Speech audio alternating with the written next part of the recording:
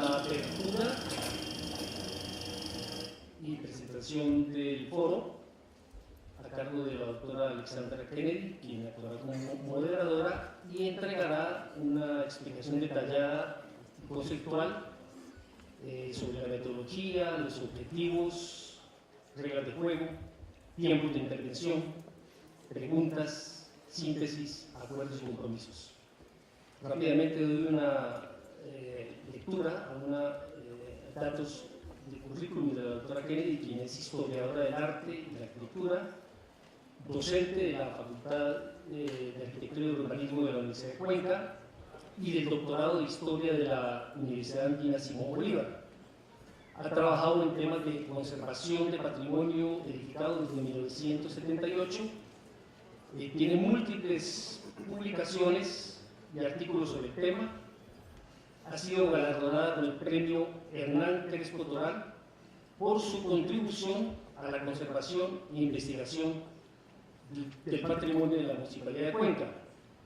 Fue además miembro del Comité Consultivo del Ministerio Coordinador de Patrimonio hasta hace pocas semanas.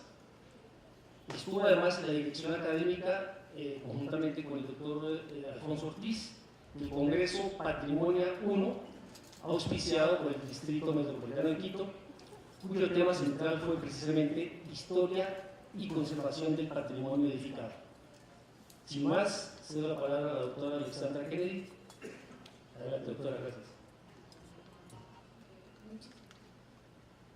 Muchísimas gracias. No sé si se me escucha. Muchísimas gracias. Agradecerles a todos de parte del Colegio de Arquitectos por estar acá, porque me siento además encantada que estemos muchas generaciones juntos y que podamos discutir temas tan importantes y tan interesantes sobre nuestro centro histórico. Me toca hacer la moderación, con lo cual tengo que ser lo más neutral posible, como se me ha pedido. Así que lo que voy a hacer es realmente poner en la mesa la regla del juego. Vamos a tener una primera ronda de intervenciones de 15 minutos por cada uno de los panelistas. Cada uno va a hablar sobre temáticas individuales muy definidas. Después tendremos una segunda ronda de exposiciones de 10 minutos por cada uno de los expositores, para que ellos puedan complementar sus ponencias o dar un énfasis a un tema en particular que les ha faltado. Después vamos a pedir muy gentilmente que a las personas que quieren hacer preguntas, pues no sé, en la parte posterior hay unas hojitas que se pueden llenar. Las preguntas tienen que ser por escrito. Por favor, no aceptaremos preguntas anónimas. Tiene que ir firmada por la persona que hace esta pregunta y en un tono absolutamente moderado. Caso contrario, no será leída la pregunta. Se clasificarán estas preguntas de acuerdo a los temas, y si hay preguntas que se repiten, simplemente no se las va a leer acá. Al final estaré haciendo una síntesis de cada una de las ponencias y un comentario final de lo que hemos dicho en la mesa, de lo que se ha dicho en la mesa, y luego será una síntesis y una serie de criterios mayoritarios que han salido por parte de ustedes, del público invitado y participante. Veremos pues las inquietudes individuales, sugerencias de participantes, etcétera, etcétera, y con esto se podrán elaborar acuerdos y compromisos en los que debemos llegar. Muchísimas gracias al Colegio de Arquitectos por haberme invitado y damos paso a la intervención del arquitecto Ander Guayasambín. El arquitecto Ander Guayasambín es arquitecto desde 1978, es Premio Nacional de Arquitectura 2002, Premio a la Mejor Obra de la Ciudad 2003, Premio de la Bienal de Arquitectura de Quito, Presidente de la Bienal de Arquitectura de Quito 2012, Presidente Nacional del Colegio de Arquitectos y del Colegio de Arquitectos de Pichincha, Director de la Red de Bienales de Arquitectura de América Latina, Director de la Carrera de Arquitectura de la Universidad Católica del Ecuador. Le damos paso a la intervención del arquitecto Guayasambín.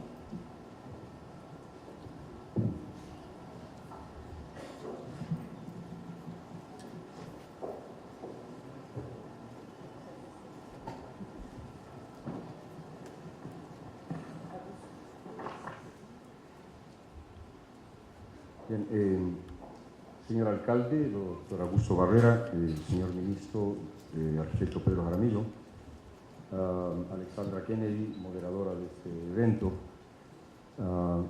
María Augusta Larco, a quien además de presentarla, creo que es bueno agradecerla, dado que ella se ha desempeñado como presidenta del foro, autoridades y delegados de instituciones presentes, señores representantes de medios de comunicación, arquitectos, arquitectas, señoras, señores.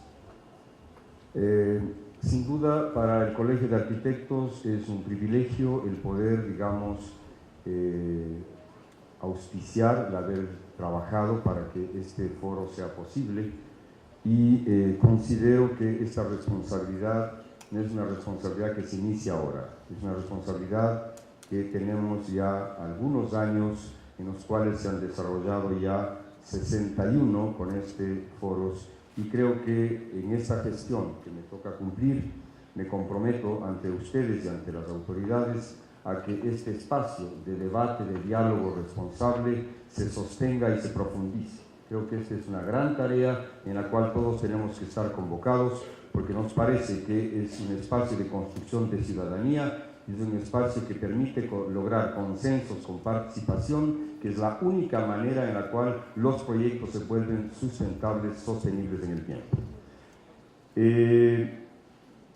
Creo que después de 35 años de una positiva gestión post-declaratoria del Centro Histórico de Quito como Patrimonio Cultural de la Humanidad, declaratoria dada por la UNESCO, y que en este mes de septiembre próximo llegamos a cumplir estos 35 años, debemos evaluar, diría yo, una labor sostenida que sin duda ha sido reconocida no solamente dentro del país, sino internacionalmente. Esto supone que las políticas de intervención sobre centros históricos no podemos inventárnoslas de un día para otro, sino que tienen una trayectoria que es la única base que posibilita su continuidad y su profundización. Para el conjunto de intervenciones que se han realizado y que se realizarán en el centro histórico, tenemos que plantearnos, por tanto, un nuevo modelo de gestión que involucre a los principales actores sociales, instituciones, técnicos que tienen diversas competencias en el área del centro histórico. En el caso del Colegio de Arquitectos, además, nos parece importante que las intervenciones se realicen también en un direccionamiento. Nos parece que es muy importante la democratización de la arquitectura, que supone la transparentación también de procedimientos y que al mismo tiempo supone elevar la calidad de la obra pública. Esto lo digo porque me parece que el mecanismo de los concursos seguirá siendo el mecanismo más idóneo para enfrentar este conjunto de intervenciones. El día de hoy nos hemos planteado como Colegio de Arquitectos direccionar el debate en 3 niveles. El primero, que tiene que ver con las políticas de intervención en los centros históricos y particularmente en el Centro Histórico de Quito. El segundo, respecto de la necesidad de priorizar lo que son los proyectos y los programas, particularmente en este periodo 2013-2017 que se inaugura. Y finalmente, el establecer criterios de valoración sobre el patrimonio. Respecto del primer tema, me permito señalar que sin duda estamos actuando en una zona de extrema sensibilidad. Estamos actuando sobre un centro que, además de ser centro histórico, ha jugado un rol de centro urbano durante muchos años y creo que hasta la fecha, a pesar de que tengamos nuevas centralidades que se están creando en las zonas norte y sur de la ciudad. De hecho, el tema de ser sede de gobierno y la capitalidad que esto implica supone al mismo tiempo mayores cuidados y también fortalezas. Los problemas del centro histórico son de variada índole. Tenemos en este momento, yo diría, temas muy sensibles en relación a los temas de movilidad, particularmente con la iniciativa ya asumida por la alcaldía del proyecto Metro de Quito, que tiene previstas 2 paradas, de lo que tenemos información, en el área central de Quito, en la zona de la Plaza del Teatro y en la Plaza de San Francisco. Por otro lado, tenemos procesos importantes de tuburización, deterioro de edificaciones residenciales, tenemos funciones complejas que todavía se mantienen al interior del centro histórico, como es el caso de la cárcel, mercados mayoristas, colegios, escuelas, administración pública, etc. Y tenemos también una carga de problemas sociales que están presentes de manera cotidiana en nuestro centro, entre ellos obviamente temas de seguridad y temas de prostitución. En esa línea de análisis me parece muy importante definir cuál es un poco los derroteros del acento que nosotros debemos colocar a la hora de forjar estas intervenciones. Estamos hablando de una coyuntura en la cual desde el gobierno, desde las entidades del gobierno del Poder Ejecutivo Central y desde el gobierno local, se han planteado ya una serie de intervenciones en un programa muy amplio que entiendo supera los 50 proyectos de diversa escala y magnitud. Estas intervenciones alcanzarían un presupuesto muy importante que bordearía, según los datos de prensa, los 460 millones de dólares. Esto consideramos que es una oportunidad y una coyuntura histórica, porque estas intervenciones de empezar a realizarse deberían justamente ser parte de una propuesta integral, de una planificación integral y de una definición de prioridades a la hora de su actuación. En esa línea, nos parece fundamental que tengamos que de manera clara y categórica establecer, diría, esos nortes respecto de las intervenciones en el Centro Histórico de Quito. Por un lado, creo que ya hemos pasado la etapa en la cual se actuó en el soterramiento de cables, la eliminación de los letreros en bandera, la eliminación de edificios patrimoniales, cambio de aceras, rehabilitación de edificaciones para museos y centros culturales, restauración de iglesias, etc. También tenemos como resultados positivos una gestión que es emblemática en la historia de los centros históricos de América Latina y del mundo. La ocupación del espacio público por la venta ambulante por el mercado informal se resuelve en el caso de Quito de manera negociada, de manera, yo diría, de consensos con los vendedores, las organizaciones, asociaciones de vendedores de comercio informal, mientras que en Lima, por ejemplo, una ciudad muy próxima acá a Quito, hemos tenido la, yo diría, desgraciada experiencia de que el gobierno tuvo que eliminar el comercio informal con tanquetas, con toletes y con armas. Creo que este caso, el de Quito, es ejemplar en esa línea y me parece que es una experiencia que debe necesariamente ser recuperada a la hora de plantearse los futuros proyectos. Tenemos ahora unos nuevos retos, una nueva perspectiva. Y creo que sin duda estos temas pasan por un análisis profundo de la identificación de los problemas de fondo. Creo que el tema de la vitalidad del uso, un uso múltiple, diverso, es un tema sustantivo. No queremos un centro histórico pastiche, no queremos un centro histórico folclórico, no queremos un centro histórico simplemente para la foto. Queremos un centro histórico de los quiteños, quiteñas, de los habitantes que nos visitan, de los residentes de nuestro centro histórico, que deben ser necesariamente tomados en cuenta para estas determinaciones, para el ejercicio realmente, además del cumplimiento de lo que suponen los postulados de la Revolución Ciudadana aplicados en el territorio de lo local y en este caso del centro histórico de Quito. En esa línea,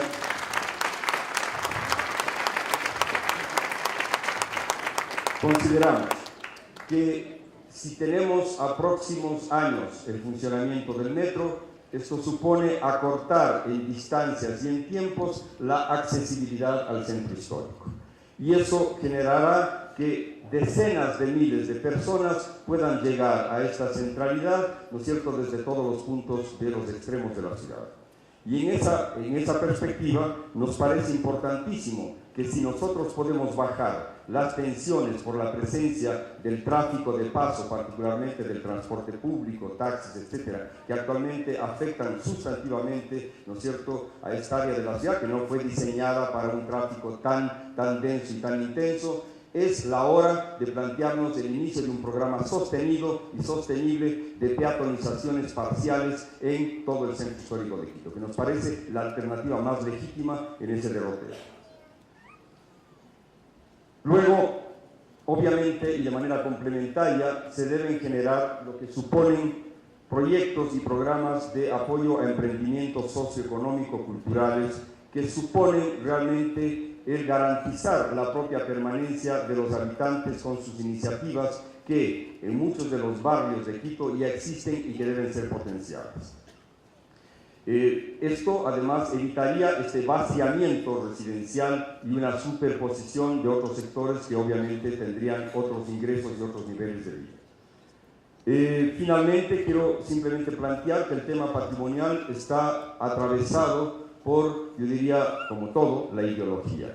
Y creo que es hora de que nosotros sepamos distinguir y valorar no solamente lo físico, sino lo intangible, este hecho cultural maravilloso de la identidad de los barrios, que para nosotros constituye el origen espacial, por ejemplo, de nuestros pasillos o de nuestras canciones más tiernas que han sido forjadas en estos espacios. Quienes tenemos historias de vida ligadas a padres, abuelos que hemos vivido en el centro histórico, sabemos de dónde surge toda esta, yo diría, esta cultura, este patrimonio intangible.